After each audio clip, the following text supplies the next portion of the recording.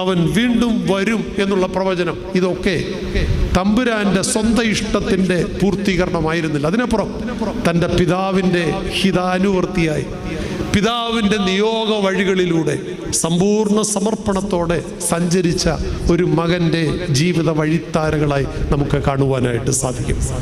അതുകൊണ്ട് തന്നെയാണ് യോഹന്നാൻ 6:38 പറയുന്നു, ക്രിസ്തു പറയുന്നതായി സൂചിപ്പിക്കുന്ന അവിടെ, സ്വർഗത്തിൽ നിന്ന് ഇറങ്ങി വന്നത് എൻ്റെ ഇഷ്ടം ചെയ്യാനല്ല, പിന്നെ ആരുടെ ഇഷ്ടം? എൻ്റെ പിതാവിൻ്റെ ഇഷ്ടം നിറവേറ്റുവാനായിട്ടാണ്. സ്വർഗത്തിൽ നിന്ന് ഇറങ്ങി വന്നത് എൻ്റെ ഇഷ്ടം ചെയ്യുവാനല്ല, എൻ്റെ പിതാവിൻ്റെ ഇഷ്ടം നിറവേറ്റുവാൻ. ഈ വാക്കുകൾ അനുസരണത്തിൻ്റെയും ദൈവിക ബാധ്യതയുടെയും അതിലേറെ തമ്പുരാൻ്റെ സമ്പൂർണ്ണ സമർപ്പണത്തിൻ്റെയും വാക്കുകളാണ്.